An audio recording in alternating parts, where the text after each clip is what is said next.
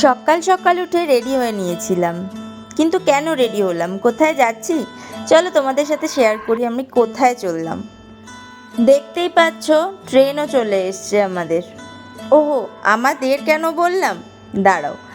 তো আমি যাচ্ছিলাম আমার ফ্যামিলির সাথে ঘুরতে, সাথে ছিল মা, পাপা, মাসি আর আমার বোন মাম্পি। ওকে তোমরা আগেও আমার ব্লগে দেখেছো। তো যাই হোক, সবাই সবার মতন ট্রেনে ব্যস্ত। আমিও লাস্টের দিকে বোর ফিল করছিলাম, মনে হচ্ছিল কতক্ষণে নামবো। যাই হোক, অবশেষে নেমে পড়লাম। তো চলো এবার তোমাদেরকে দেখাই আমি এক্স্যাক্টলি কোথায় এসেছি। দেখতেই পাচ্ছ সমুদ্র, মানে দীঘা। এটা আমার সব সময়ের পছন্দের জায়গা, সব থেকে শান্তির জায়গা। যাই হোক না কেন, এখানে ফ্যামিলির সাথে এসে আমি কি করলাম দেখতে হলে দেখতে হবে আমার নেক্সট ব্লগ। টাটা, আজকের মতন দেখা হবে নেক্সট ব্লগে।